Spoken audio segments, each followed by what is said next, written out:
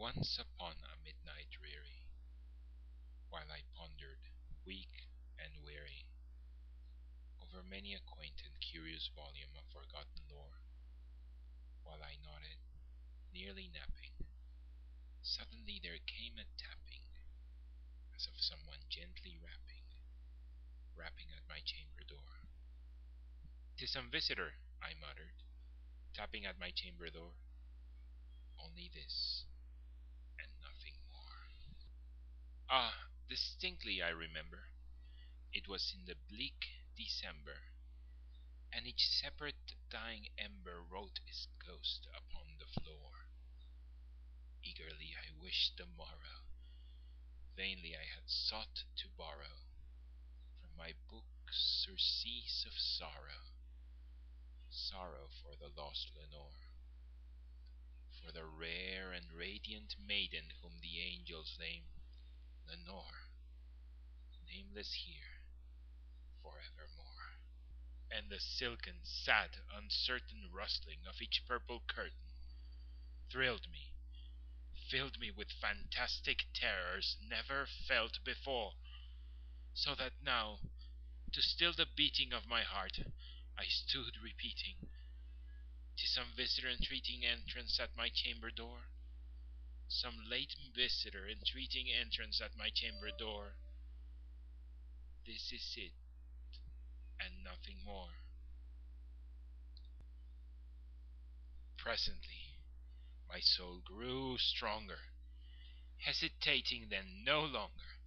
"Sir," said I, "or madam, truly your forgiveness I implore, but the fact is I was napping, and so gently you came rapping, and so faintly you came tapping at my chamber door, that I scarce was sure I heard you.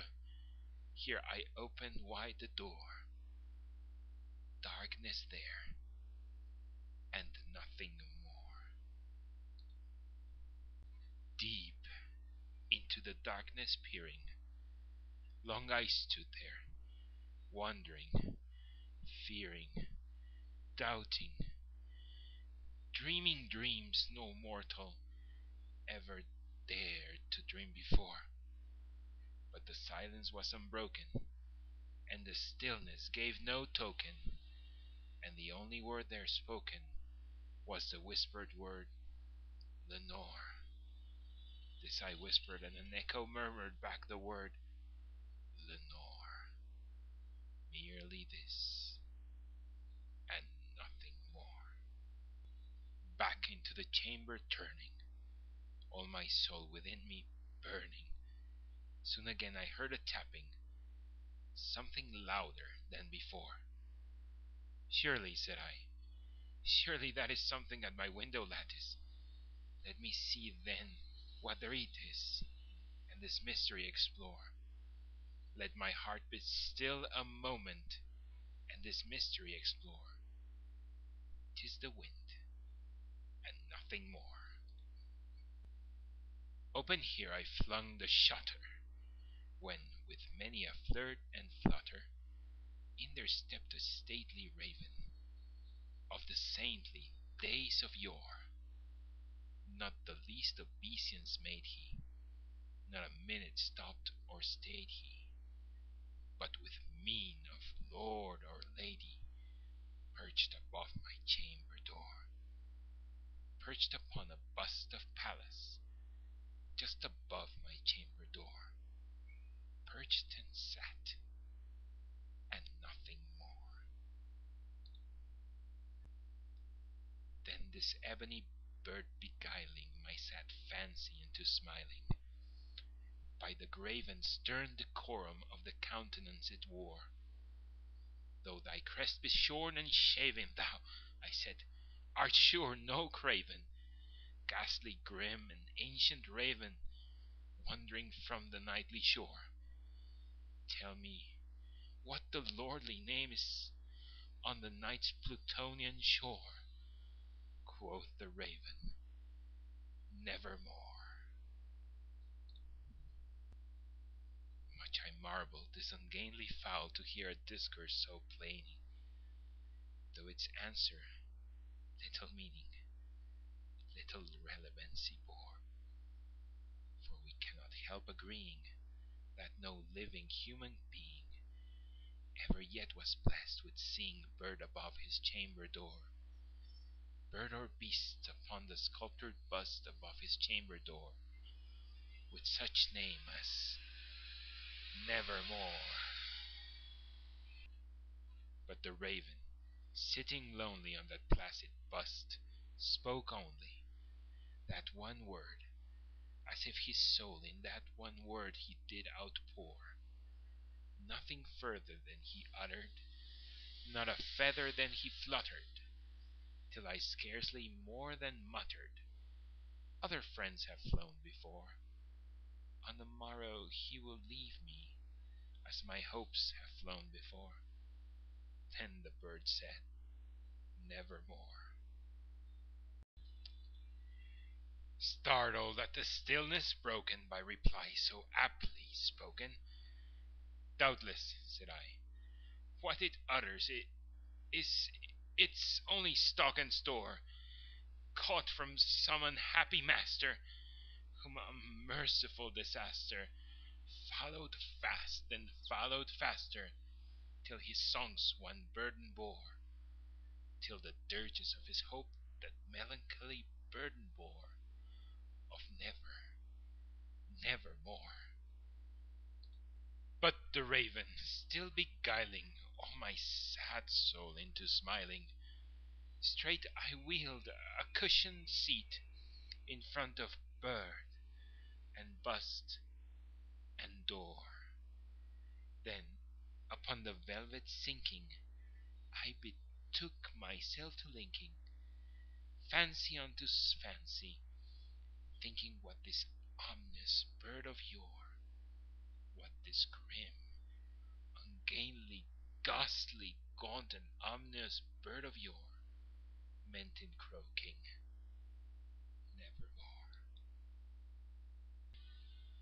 Thus I sat, engaged in guessing, but not no syllable expressing.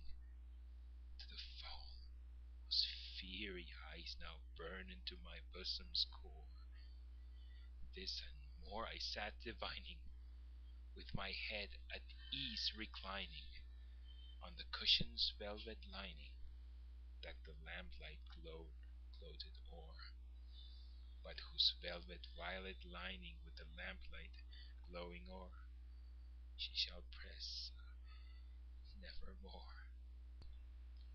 Then methought the air grew denser, perfumed from an unseen censer, swung by seraphim, whose footfalls tinkled on the tufted floor. "Wretch," I cried, "thy God hath lent thee, by these angels he hath sent thee, respite and nepenthe from thy memories of Lenore. Quaff, oh quaff this kind nepenthe, and forget this lost Leonore."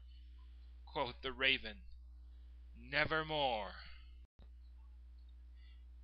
"Prophet," said I, "thing of evil, prophet still, if bird or devil, whether tempest sent, or whether tempest tossed thee here ashore, desolate yet all undaunted, on this desert land enchanted, on this home by horror haunted, tell me truly, I implore, is there balm in Gilead?